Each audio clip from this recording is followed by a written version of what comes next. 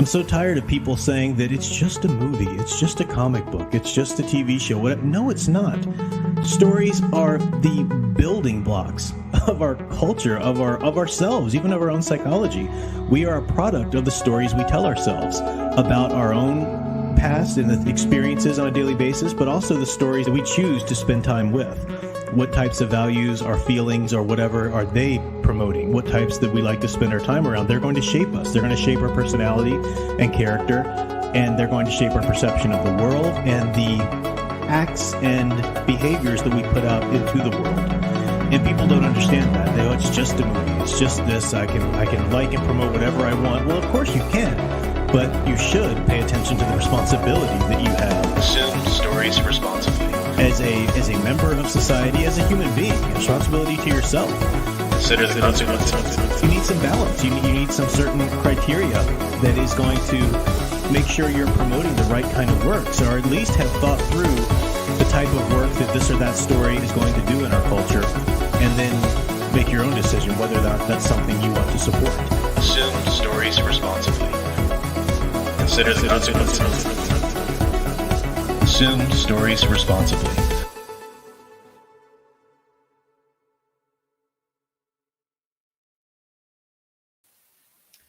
Hello everyone, I'm Professor Geek. Welcome back to the channel, and welcome to another Friday night stream.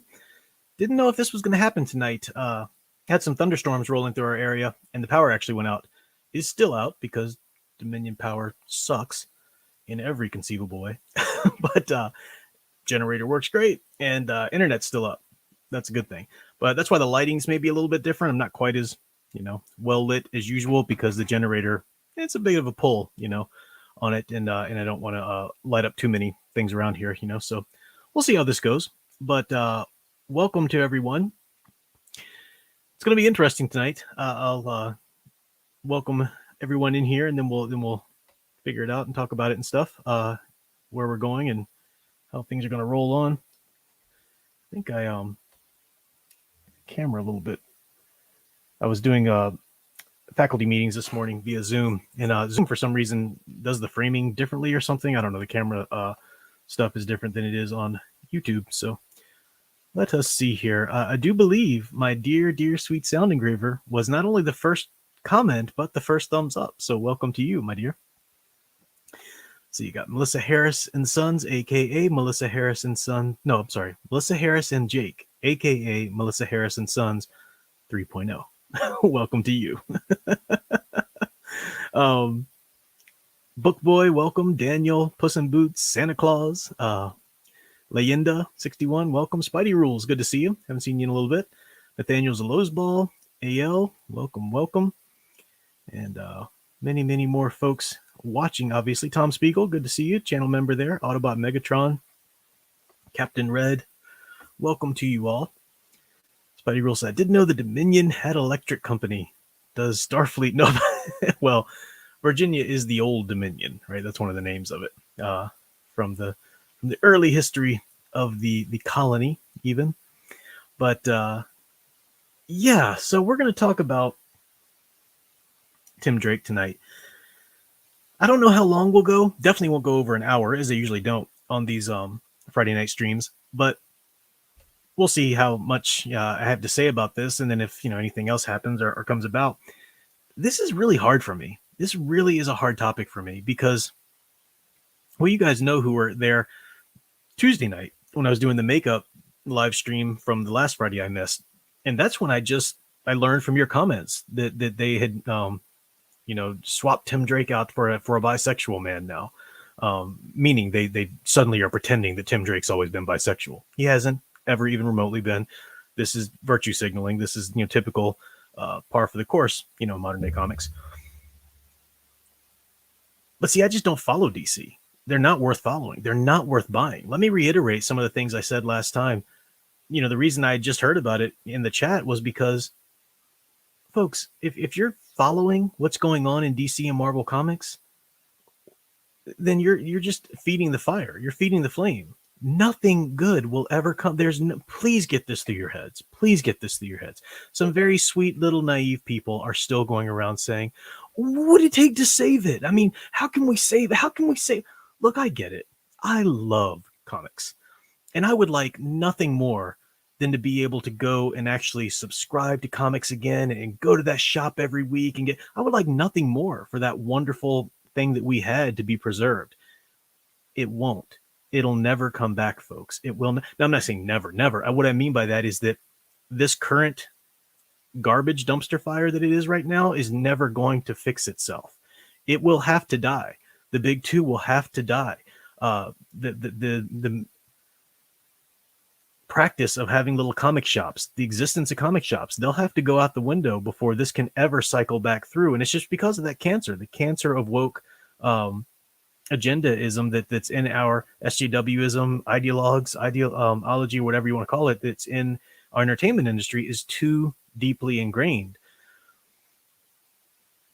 There are things, and this is something too. This is kind of ties into what we were talking about, the Guardians, not Guardians of the Galaxy, Suicide Squad. Some people are just, well, maybe they'll fix it. They'll fix it. They'll fix it. When Bendis came in and just completely took a dump all over everything beautiful that DC Rebirth was, and Didio invited him because Didio hated Rebirth as well. When they just obliterated everything Rebirth did, occasionally people would say, well, maybe they'll get Tomasi back to write Superman, so maybe it'll get better. It'll give it. Stop it. You're in the continuity. There's no, think about if they got Paul Dini himself to come back and write, say, Superman and Action Comics. He was the sole writer, and he had creative freedom to do whatever he wanted, except retcon anything. Well, that's the problem. No matter how amazing of a story you receive now from DC Comics, it exists in the continuity that little Jonathan Kent went off and got tortured and became an adult, and Lois left Clark, but didn't really leave him, but kind of left him because, married superheroes are problematic. They shouldn't have happy personal lives. I mean, this is you any Batman comic you read now. No, but this one's really good actually because it's, no, this is the Batman that all that garbage that Tom King put him through. This is the same Batman that went through that. It's his continuity. So you can't, there's no just fixing it. There's no just, it coming around. Now, for Tim Drake, his character had been consistently mishandled. And as I say in the topic there, I'm gonna trace out and talk about DC's had just he's one of the characters they are most ashamed of. And I'll tell you why. Specifically, it was Dan DiDio, but that's carried on, and that treatment and that shame of him has stuck even since Dan DiDio was thankfully fired. Nothing's changed with that. So there's no it's going to get better. Maybe it can get better. No. If you're buying, I don't care how well you think this one little run is or whatever. That's not. You're prolonging their life, and you're not working towards getting us any good stories of these characters anymore. Because as I've said again, personally, I just want them to hit public domain. Now that is not the only way. The companies could die. DC or Warner Brothers could just decide to nix DC Comics for a while. We're just done. We're publishing. We're not doing that anymore or whatever. They could farm it out to some other places, and eventually maybe, once the cancer is out of the entertainment industry after so many years, it could come back around. I mean, there are a number of ways for it to happen, but personally, I don't see any of that happening. I don't. So that's a long intro. All that to say that, no, I didn't know about it as soon as it happened, because why would I? Why would I go around and follow, YouTube channels that are going to give me the updates on the newest comics out that week?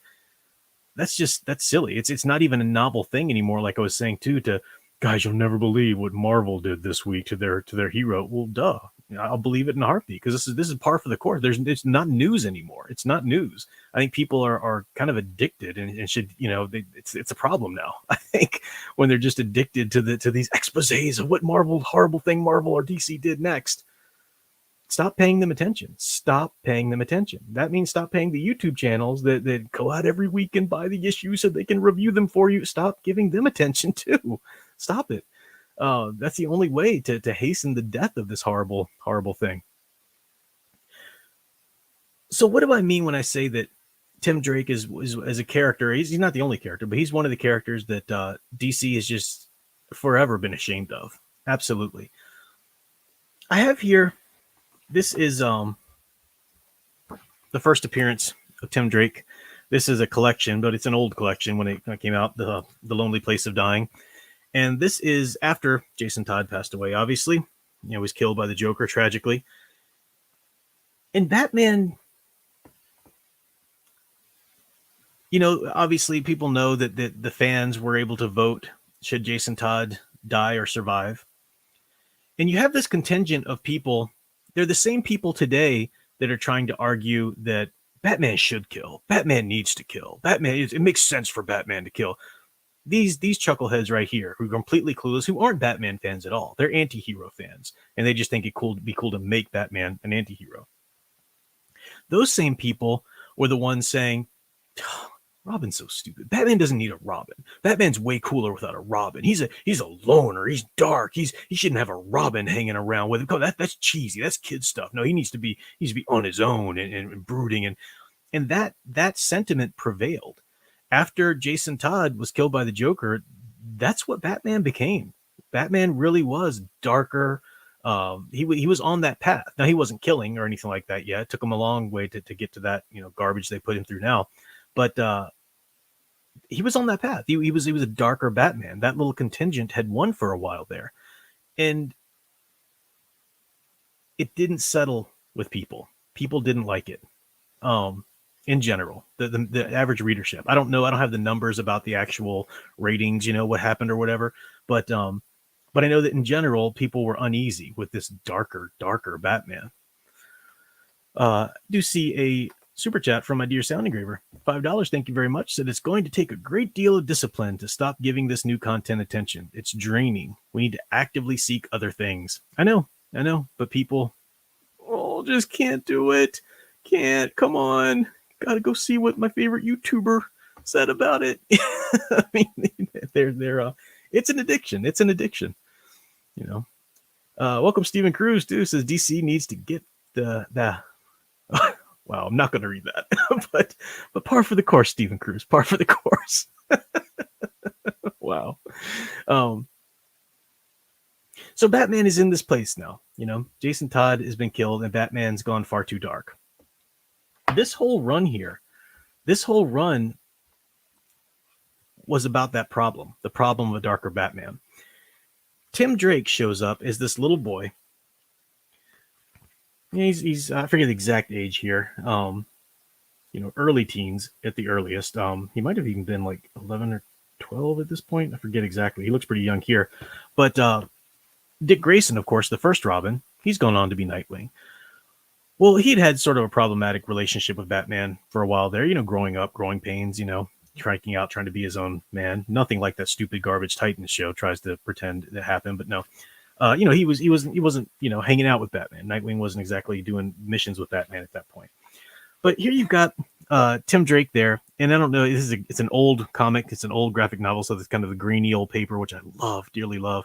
But you can see Tim Drake there. He's tracked down Nightwing. He's tracked down Dick Grayson at the circus there, and he's telling them, that Batman has been way too dark lately. He needs a Robin, someone to remind him of that little boy that lost his parents and why he does what he does. Someone to share that sense of wonder with him, that sense of heroism with him, not revenge, but justice and heroism. And he's out to try to reunite Nightwing and Batman for that reason. He himself is a brilliant detective, even as a child. And there's this whole story of how he put two and two together that Dick Grayson was Robin, and that means Bruce Wayne was Batman. He was actually it's a really cool story, actually, but I won't go into all that now. But he's, even at a young age, he's a good detective. Of all the Robins, he's the best detective. He's the greatest detective out of them. You think about what that story is. He's Tim Drake's character, and Chuck Dixon, writing this character, that he would take. I don't know. Did Chuck Dixon actually create him? But I know Chuck Dixon wrote him a lot, and Chuck Dixon's wonderful writing. But the existence of Tim Drake, a character who has to come in and tell Batman, "You're too dark. You need to lighten up." That's a judgment on the writing. That's a judgment on the writing of Batman. Tim Drake, the existence, when he entered into the comic, to the world there, he was a judgment on the comics that had come before. It's kind of like Rebirth. When Rebirth happened, they can pretend, oh, no, it's just all good. We're just trying out everything. No, Rebirth was a judgment on the New 52. That's why Dan DiDio hated it and wanted to roll it back and try and, muck it up as much as he could. So Tim Drake came in as a judgment, and people embraced Tim Drake. It was nothing like Jason Todd when he became Robin. Tim Drake got it. He understood who these heroes should be. And he wasn't even gunning to try to be a Robin, right? And when Dick Grayson was flat out like, no, I am Nightwing now. I'm not hanging out with Batman. No, I'm doing my own thing, Tim Drake eventually stepped up, and Bruce Wayne finally softened his heart and let him become the new Robin and start training for it. And I've got all the wonderful runs here. These are the Chuck Dixon runs I was talking about, the original issues there. I've even got some of the, let me see, the Robin 1 run, of course, that was so great. But, this was the 90s when they were doing all these little tricks and stuff like that. So you got the Robin, the holographic cover, the Chuck Dixon story. I've even got this one that I even still have in the original wrapper. I took it out to read it, of course, but put it back. But, they were doing all these little tricks to try and get people to buy. And of course, people bought a ton of them thinking they're going to be worth something one day, and they're not worth anything, But this was the pull that and, Robin comics, So pretty sweet. He whether it's in his solo adventures or in his adventures with Batman, he really did rein Batman in. Not in a, he's Batman's mentee, Batman's his mentor, so he's learning from him. But he really did, his presence really did bring Batman back to the type of character that he should be. And that really is, it's not the proper golden age. The golden age is the golden age and the silver age and bronze age of comics and so forth. But, there's so many great eras of Batman, and that right there, the Chuck Dixon era, Norm Brayfogle, that era of Batman and Robin was just that was golden. That was perfect. The characters were who they were supposed to be. They were doing the heroism. It was Batman being the gothic detective, not being an anti-hero, being a gothic detective. And Tim Drake was a huge part of that. Now, Tim Drake went on to develop quite a good character arc of his own. On the thumbnail there that I put up, I made sure to put up that little, the one image anyway, where he's kind of pining after Stephanie Brown. You see her ghosted off in the distance, because he had this relationship with Spoiler, Stephanie Brown, who became Spoiler, who was Robin herself for a short time when Tim Drake was taking a break or whatever. His romance became pretty epic too, and that's such a key part of his character. Very key part of his character. Even for a time, he had little something, or he was trying out. He and Cassandra were trying out sort of a dating thing at one point, but his heart. He's always he's kind of like I gravitate towards these characters like the Phil Coulsons, that kind of, they understand what heroism is. They look at the heroes around them in their universe, they aspire to them, and they truly do try to be like them. So whether in his solo runs or his time with Batman, he's just a character you looked up to, but he's a character who is accessible too. He's not a Superman who's perfect all the time, but he's not really a Spider-Man either, who was just kind of out in his own, kind of mucking things up occasionally, but still trying to get it right. He was a different kind of, it was a very specific type of character that people just loved dearly. They started to mishandle him as soon as genius Grant Morrison comes in with the Son of Batman garbage. Now, I know there are some people who have read Superman All-Star Superman. Some people have read All-Star Superman. They're just like, oh my gosh, Grant Morrison's amazing. Look, Grant Morrison has written some wonderful stuff. Truly has. And All-Star Superman's one of them. Absolutely. Grant Morrison is not this amazing writer, though. He has some really, really cool ideas. His execution of those ideas is really shoddy and really hit or miss. Occasionally he pulls something off like All-Star Superman, but he's the one who wrote Year One Wonder Woman saying, well, she should be Hercules' daughter because, the whole, being molded from clay thing, that's just not really relatable to people. Oh, okay, so being a demigod's daughter, that's relatable. Come on. He's not perfect. He's not infallible, so stop pretending. Now, to his credit, he came up with this Son of Batman saga where Damian Wayne comes in. Talia al Ghul has apparently basically raped Bruce Wayne at some point, gotten him drugged and raped him at some point, and has a son he doesn't know about. So she's raising this young man to be an assassin, to be one of the assassins, Damian Wayne. Now, to Grant Morrison, in his defense, I understand, I might be wrong about this, but I understand that he never meant for the Son of Batman, for that role, that saga to continue. He never meant for Damian Wayne to continue and to be a permanent character. in the universe. I think the whole idea behind him is stupid anyway. Giving Batman a biological son just crosses a line, you know. There's something special about his adopted sons in the Robins, Dick, Jason, Tim, eventually, because Tim's parents are eventually killed, and Batman or Bruce Wayne takes him in. There's something special about that relationship that I think the biological son thing just mucks up. Now, yes, I will say for those who are like, but the Super Sons, yes, Damian Wayne, the only time he was ever remotely palatable at all was in the Super Sons run, but you know, DC couldn't have that. They had to nip that in the bud too. But look how fast, and this is DC under Dan DiDio's, ruling here. Look how fast they ousted Tim Drake as quick as they possibly could once another viable replacement was in. Because Tim Drake's a judgment. Tim Drake is saying, guys, the comics are too dark. Keep them iconic. Well, DiDio didn't ever wanted that. Are you kidding? Iconic comics? No. Make them as dark and gritty and make the heroes as miserable and angry as possible. DiDio was ashamed of the very DC universe. He wanted it to be Marvel. He wished he'd worked at Marvel. He could not have gotten out of there fast enough. And he's done irreparable damage to the industry that haunts it long after he was, justifiably fired. So,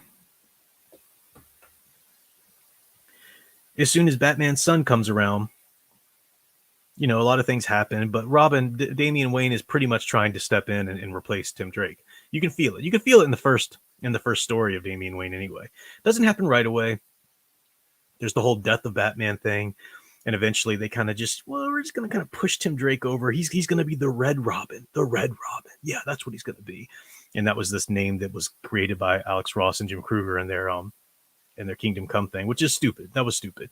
He's going to go out and try and find out if Bruce Wayne's still alive or whatever, Yeah, that's what he's doing now. So that then DiDio could rub his grubby little mitts together and they could get Dick Grayson back to be Batman and then Damian to be Robin. Dick Grayson hates legacy characters. He'd been open about that. If Tim Drake, I'm sorry, Dan DiDio, I said Dick Grayson. Dan DiDio hates legacy characters. He'd been open about that. Dick Grayson was supposed to be Robin for him always, ever, but he couldn't because he'd gone on to be Nightwing, so he couldn't do that. So the next best thing is just to have Dick Grayson be Batman, and then at least bring in the darker little brat, Damian Wayne to be Robin. And people will say, no, that run was actually really good. I don't care. I don't care if it was well written. It doesn't matter. I've never read it and I won't touch it. I think it's garbage. The very idea of it. It's just stupid. What they did do a perfectly good thing. It's like somebody saying, yeah, but I mean, the comics right now with Jonathan Kent being Superman, they're actually really good. Doesn't matter. Does not matter. It does not justify the amazingly iconic thing that had to blow up for this crappy thing to come into existence. So Tim Drake is off. Oh, they'll make him Red Robin. And then when New 52 came around, that was, Dan DiDio's, that was his baby boy. That's what he wanted for the DC universe forever. The rebirth of it being completely and totally into darkness. Everything's grucked up and grimied and mucked up. And then all of a sudden, Tim Drake's never really been Robin. Yeah, he's never been Robin. He's always been Red Robin. Do you understand what a slap in the face that was to the character?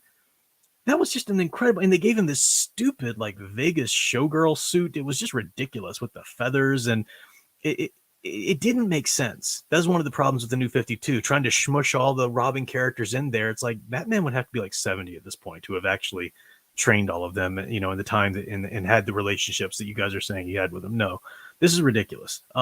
That was just a major spit in the face to Tim Drake fans and to the character. But again, DiDio wanted him out of there. Get him out of there. He's a reflection. He's saying what's wrong about comics, and what DiDio kept trying to push was wrong about it. When Rebirth happened, they didn't fix the whole Red Robin thing. No, well, he's still only ever been Red Robin, but we'll give him his old suit. Okay. I was kind of hoping that Rebirth was on its way to a full retcon, because part of it did do that. I mean, the Superman Reborn, that didn't happen at the beginning of Rebirth. Rebirth happened and you had your old iconic Superman, but like from a different universe or whatever. But then came the story of the, the split and the reemergence, and that retconned the whole stupid garbage New 52 Superman out of existence. They tried to bring him back with some other stupid ways or whatever, because that's DiDio's baby, So I was hoping that would, be the case. And I still think it probably would have, Superman Doomsday, that story was supposed to be the culmination of Rebirth. And it was supposed to retcon and really renew the DC universe in a lot of ways. But Dan Didio stopped it. As soon as he got a little power again and was able to have sway, he killed it. He derailed Rebirth. He brought the darkness back in. He definitively did that. And thankfully, long overdue, long overdue. Thankfully, he was taken to task for it and fired like he deserved. And now the latest in the injustices and the indignities that they throw into Tim Drake's face. Now he's bisexual. Now here's the problem with this. A lot of people have been doing their videos about this and making great points, right? Making great points about how if you want a bisexual character, you create a bisexual character. You don't take a character who has no way ever been bisexual and all of a sudden pretend or make him that way. It's the Iceman, this treatment all over again. Saying Bobby Drake was gay. No, he never was. Stop it. You created a whole new character and you've killed off the old one, even though you call it by the same name. No, that's what this is to Tim Drake. And so that's the problem there, right? It's tokenism. It's we need to just mark off some diversity points. We need to virtue signal that, hey, DC guys, we're woke. Check us out on Twitter. So that's the problem with it, making Tim Drake gay. But the fact that they used Tim Drake, you think of all the characters that they could have done that with, and Tim Drake is the one that they choose because in the DC lore, in the DC pantheon, and I'm certain in the DC editorial office, I'm certain it's just a thing. Tim Drake is expendable. He's the one you can play with because he's just not a protected character. They will not admit how much people dearly love that character and how important he is, because he is there to hold that mirror up to the DC universe itself and say, can't get too dark. That's what his whole existence was started for, and that's what he's consistently done. Even in the ways that he's been mishandled, and even in the ways they've tried to change him and darken him up with the New 52 or whatever that nonsense was, that kernel has still prevailed within the character. And yeah, of course, they'll try and change him anyway. If they can change his sexual orientation, they'll be changing other things about him first. Next soon he'll be dealing with I don't know, multiple personality disorder or something like that, or depression or something like that. It's ridiculous. I'm going to reset my camera here a second. I think my internet's still fine, but storms and stuff in the area and everything, so who knows what's going on. We'll see if that works at all. And if not, I'll just keep it with no camera. But this is the problem. This is what just infuriates me about this, is that, Superman's a character. He's the heart of the DC universe. People just don't want to admit it. They want to try and pretend that it's Batman. New 52 was them trying to remake the entire DC universe in the image of Batman, and it failed because you can't do that. As Superman goes, so goes the DC universe.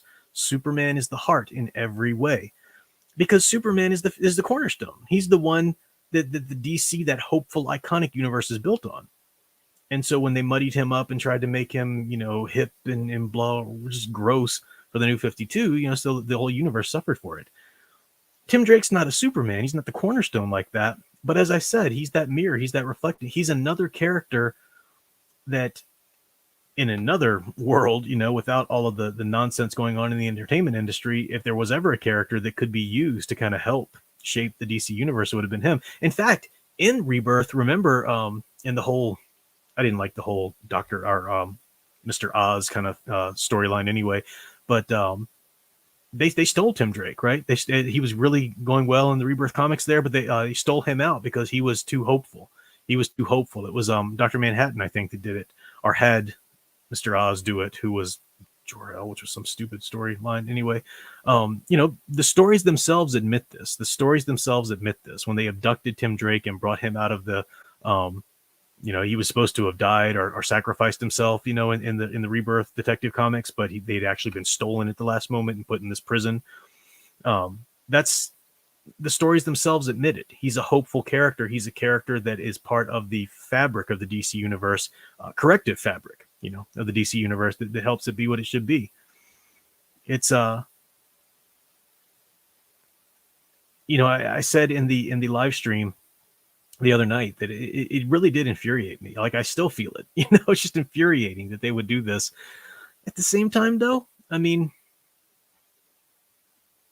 whatever. Do what you're going to do, DC. Screw yourself over and over and over and over again until you're nothing. Please continue to do what you're doing until you are so far into the ground that finally, no one cares. The last few people are like, well, I'll still read it, or just completely lonely and irrelevant. Please continue to do what you're doing, so you will just obliterate yourself, because you're worthless, DC. You are absolutely worthless. You are in no way, even remotely, the grandeur that you should be to own the rights to those characters. So you don't deserve them. You don't deserve them at all. At all. They need to go out. I don't know. Not even selling the company, I think, would work, because there's nobody out there. There's nobody out there. There was this idea kicked around for a time. I don't know if it's so much in the news now, but people were talking about it. Like, what if just like a crazy rich comic book fan bought these? And there was like stories about celebrities, like, Nicolas Cage, who'd always been a comic book fan, or this and that. I don't trust it, because the real comic book fans don't have that kind of money. And if you got the celebrity fans, you have somebody like Kevin Smith. Yeah, guys, I'm a fan. And what does he do? He just, shills for everybody and ends up putting out garbage. So I just don't even buy it. I don't even buy it. As I always say, the refrain on all these streams: content yourselves with the old, wonderful classic stories, the treasure trove, years and years. I haven't even read everything Tim Drake's ever been in. It was actually iconic, Content yourselves with that and the new stories, either creating them yourselves or supporting people who are creating them. That's the way. That's the way. So, yeah, the kind of thing with Tim Drake, it was like I wanted to talk about it again.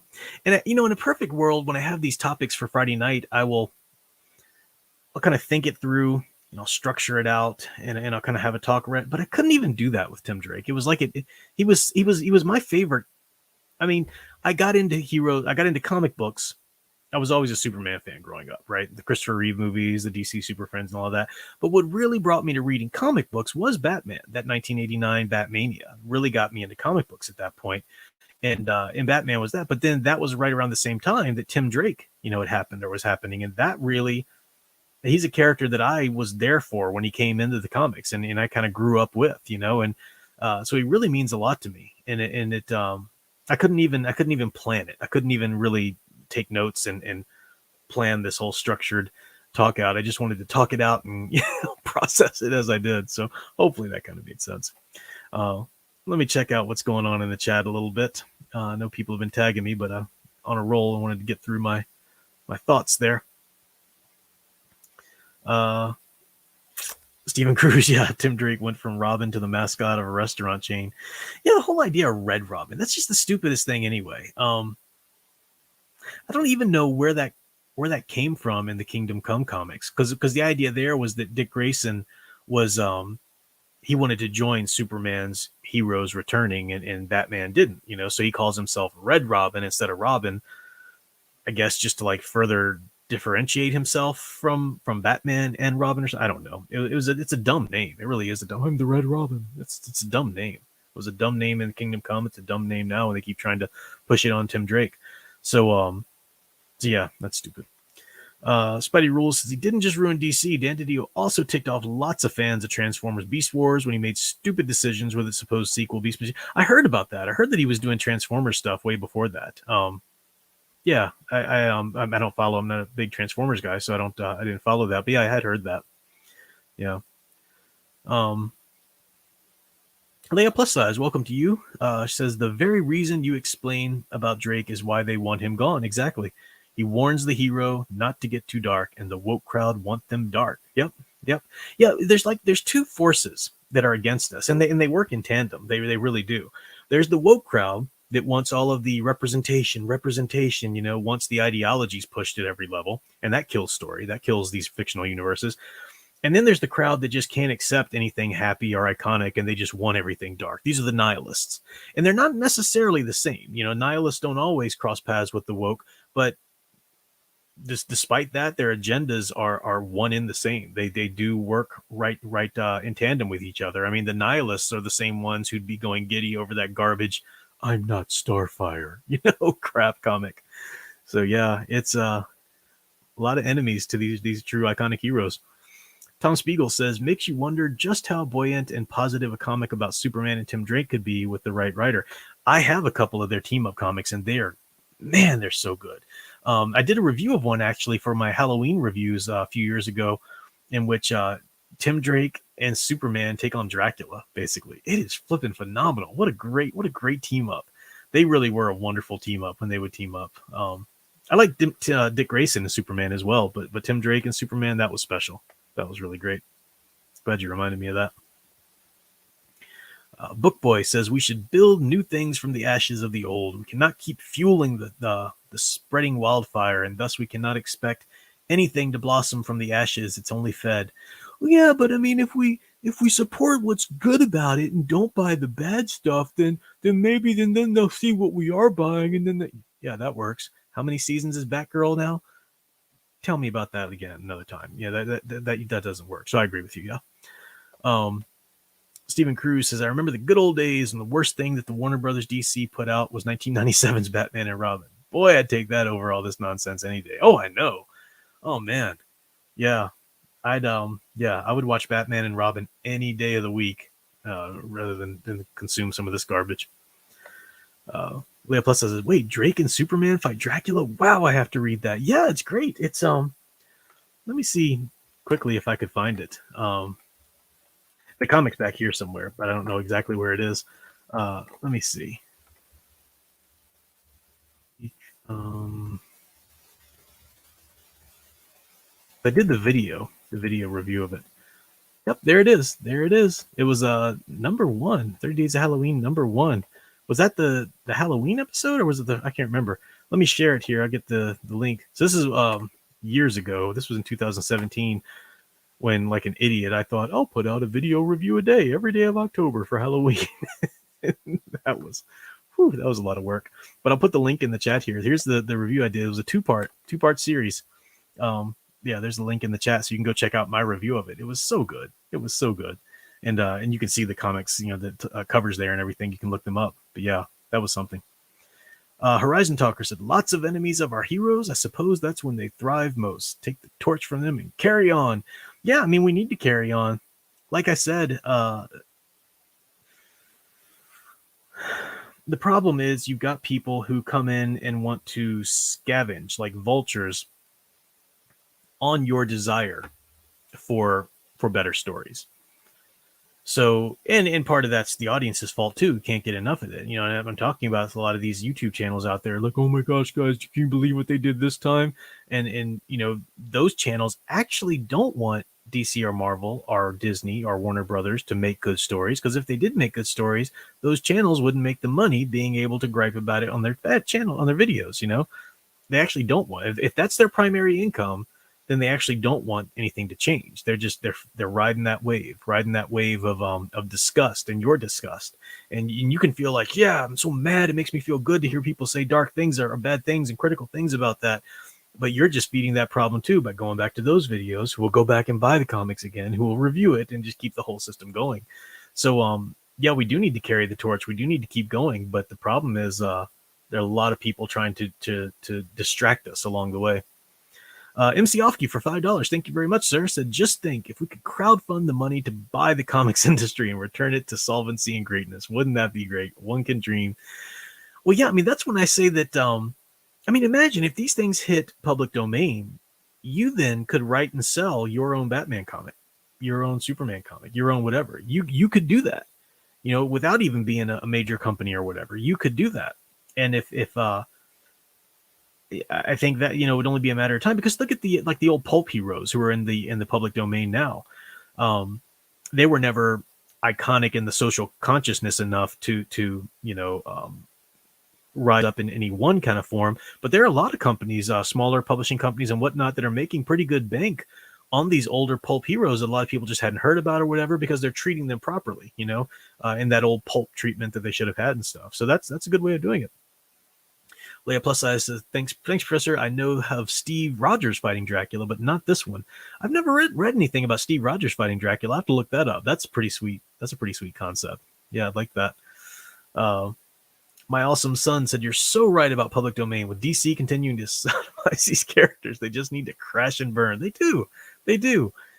And I hear it less and less, but you hear people like, "Oh, come on, man, no, man, we just need to work with them so we can fix it." Please get out of your fantasy world. Look at the things that are around. When every time somebody says, "Well, we just need to support what's good," and I keep saying Batgirl or Batwoman, the show Batwoman. How does Batwoman continue to be renewed? How does any of the CW garbage? How is Supergirl still getting series? You got the woke crowd, the ideologues who are watching it, but it's nowhere near enough to justify continuing these stories. The comic industry itself. Look at Marvel's continued sales and continued publication. They're never going anywhere because they got Papa Disney, Papa Ideologue Disney funding them. They don't need your sales. They will continue. So it's this notion that, oh, well, we just need to vote with our wallets, and they don't care. They don't care about your money anymore. They want you to shut up and be preached to. So yeah, it's a tricky situation for us to navigate in trying to send messages and try to evoke any change. But ultimately, the answer is for it to crash and burn. Absolutely. Bookboy says, if comics become public domain, we can have the Ultimate Superman and Captain Marvel team up. Yeah, I would write a Superman comic in a heartbeat and sell it if they went public domain. It'd be amazing too. Nathaniel's Lowsball says, I feel like publishing companies feel some kind of shame of putting out pulp stories. I guess sometimes. I mean, Dynamite does it a lot. There was a Batman Shadow team up that was pretty decent at one point. Soundgraver, hashtag I stand what Gina Carano means you don't watch The Mandalorian Season 3. Oh, no, it doesn't mean that. It means that enough time's gone by now, and, we're kind of excited about what they're doing for Season 3 because there's a civil war going on at Lucasfilm, and that was bad what they did to Gina Carano, but we need to be there to support the ones who are working for the good stuff in Disney, and that means watching Mandalorian Season 3 and squeeing about it and doing our little YouTube videos about it. No one cares about Gina Carano. I said it. Yeah, Soundgraver and I have been talking about that. I'm going to share it as soon as Season 3 starts to drop more info and people get all excited about it. I'm going to share the clip from the timestamp video. And I said, you guys, you will be there in a heartbeat for Season 3. Everybody, because people were saying, that's it. I'm done with Disney Star Wars. I was all into Mandalorian, but I'm not watching it anymore. I'm like, yeah, you are. Yeah, you are. You're weak. You're just angry because it's fun to be angry about the right thing to be angry about at the right time. That was so strategic what Disney did.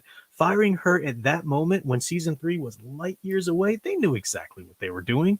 They knew what they were doing because by the time Mandalorian Season 3 comes around, you'll just shut up and be over it, and you'll be ready to watch Season 3. And you are. You're all ready to line up and chomp it right down. Well, but I'm going to pirate it. Okay. Oh. Spidey Rules. But they said they'll change. They gave me flowers. Mandalorian. Jared Weaver says, agreed what you're saying. What alternate storylines have you grown interested in? Are there any Comicsgate properties that stand out to you? I liked a lot of them. I was doing reviews there for a while. I just got so busy that it was hard for me to follow them, because a lot of them too, the nature of like continuing series, it was like, okay, fund this campaign for like an issue worth of story, or maybe 3 issues worth of story, but then you didn't get any continuation on the story for like at least another year. And that's okay is a start, but that's not enough. That's not enough to step in and replace the weekly comic system that people had. There were some really good iconic stories that were coming from something like Anarchic Press or whatever. Oh shoot, I can't remember the name right now. I've got the whole omnibus back there. Matt Weldon's character that he's doing with oh shoot, what's his name? Oh, it's gonna bug me. Hang on, I'm gonna have to go get it. Because this was really good actually, and they did some pretty sweet runs and everything. So let me find this. Let's see if I can find this.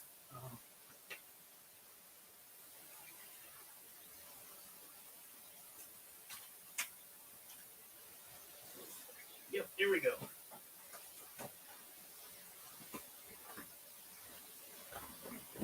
Punchline.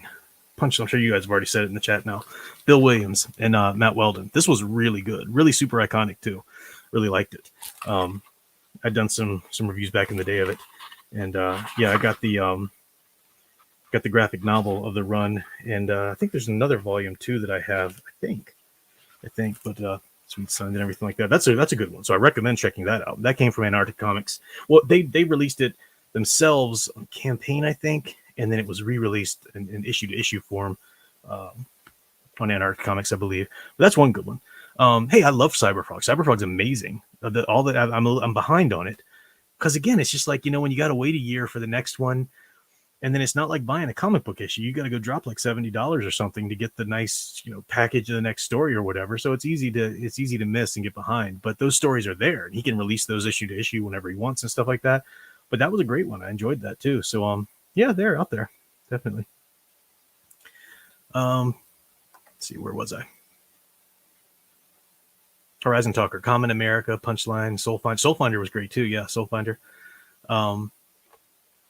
Nathaniel's Lowe's Ball says, I don't think I can bring myself to go to Disneyland again. Aside from the price, why bother when I know they hate us and make us continue to make bad decisions? I was actually talking to Sound Engraver about that over this past weekend or two. Because we were talking about all these places we like to visit together and stuff. And I was saying, I dearly love Disneyland. I mean, I grew up on Disney. I mean, Disney, that's why I talk so much about it, because I mourn what the wonderful company that it used to be. I mean, they were a harbinger, a guardian of American folklore. They really were. They did amazing work. In Disney World, I've never been to Disneyland. I'm more on the East Coast. But Disney World was such a magical place. And I used to go pretty regularly, if not yearly, at least every other year or something for a time. And you started to see, even right before all of the really agenda stuff super started to hit Disney, you started to see them in the parks taking down some of the old iconic rides, taking that down, revamping that a little bit, revamping that.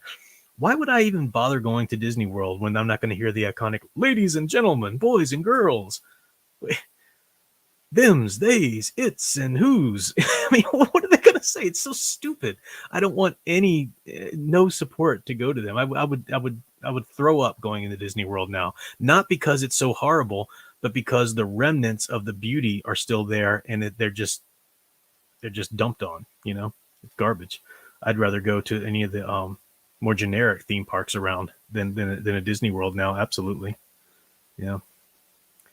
Got time for just a little bit more here because we're about at the hour mark. Tom Spiegel says, take this to heart. Whatever else is recommended to you, make darn sure you back Perfect 10 by Dave Brink whenever he launches issue 3. Don't know anything about Dave Perfect 10. I'll look into it though. Since you recommended it, I'll look it up and see if it looks like something I might be interested in.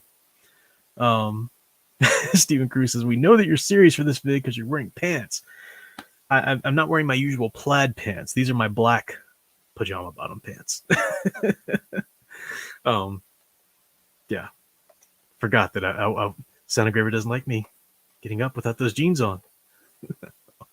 Alec Purdue for $2 says, what about Coffin Comics? Vaguely heard about it, don't know anything about it enough to really give you a comment on it. Sorry about that. I have really been doing what I say, which is going back and reading the classics. I would support and I would be cognizant of and I would follow more of the new stuff coming out today. But again, because of the nature, and it's not any of the creator's fault, it's just the nature of the medium, the nature of the things that, of the ways they can get it to you, the industry, that it costs so much to follow, these stories because you have to, buy like a huge backer kit or something. And then it's not, I'm not talking about the ones that are like continued stories, like continued issues of a greater arc or a character that they're going to continue to put out. You have to wait like a year between, story segments. And it's hard. I'd rather wait until they've already put out a bunch of it and I can buy it in a, graphic novel form or something like that. So, yep. Mr. Entertainment, don't give the mouse its cheese. Now, I will say again, and maybe this will be something I'll say in closing again. And I know you don't mean this, and I know a lot of people don't mean it, but I hate it. Oh, I hate it when I see people who are saying very well-earned and critical things about Disney, but they use Mickey Mouse as the avatar, or they're like, stupid mouse and blah, blah, blah. I'm like, oh, please don't do that. Mickey Mouse is an American icon. He's the victim here. He's his wonderful character and the symbol that he was and the things that they are, they're not making him do anything or anything like that right now. Thankfully, not yet. Don't put words in their or ideas in their head, I guess. But yeah, it bugs me when people use him because it's like, oh, don't muddy up that pure, beautiful symbol that he was. Wow, Leia Plus Size says, wow, Superman and Robin sounds better than the Falcon and Winter Soldier. I guess you're going back and looking at that video I did. Yeah, I'll put the link in there again for anybody who missed it or popped in, but that's the video to my review of those that 2-issue team up. And there were others, but that was a 2-issue team up of Superman and Tim Drake going up against Dracula. Sweet. All right, folks. Well, I have got a bit of an early morning tomorrow and some work to still do tonight. So I'm going to go ahead and call this a night now. But thank you guys so much for hanging out with me. I've been kind of low energy sometimes on some of these streams. And that's just because these last few weeks being the end of my work semester, the classes that I'm taking, and also gearing up for the start of my semester that I'm teaching and stuff. Yeah, it's been a problem. I don't think it's going to be that way much more though. So I can be a little more regular with the streaming and come back and plus I don't want to wake up my daughter in the other room and stuff like that. But things are going well though. We're getting some good content out, and I really do appreciate your engagement and your talk back, your thoughts. I got a couple more chats here I'll just check out. Miguel Espinoza says, I know it may be a little late, but if you want to check a nice comedy about a barbarian, I recommend Dave the Barbarian from Disney Channel back in the day. I'd heard about that. Never watched it, but that sounds familiar. Thank you very much, Stephen Cruz. Glad you enjoyed it. Glad. Yeah, so I'll see you guys later. Elf Runner, Elijah Brown. Catch you all later. Do stay tuned. I'll be putting out cutting out some bits of this video, and also because I only really talked about one topic tonight, so I will want to cue in a couple other things that are on my mind. So I'll try and put those out as videos too over the next few days that I'll have off. Actually, kind of have to myself. To be able to have some time to do that. But don't forget, every Thursday night, we've been continuing. We had 1 week off when we were just kind of transitioning between books, but we've been keeping up the EU alive, the Star Wars EU. We are in book 2 of the Darth Bane trilogy right now. It's Thursday nights at 10 p.m. That's when we do these book studies. Join us for that. We're keeping the EU alive, no matter how much Disney wants to pretend it never happened or that their Disney continuity is so much better or whatever. So come back for that. All right, so thanks, guys. I'm going to take off, but until next time, keep enjoying and digging deeper into the hero stories you love.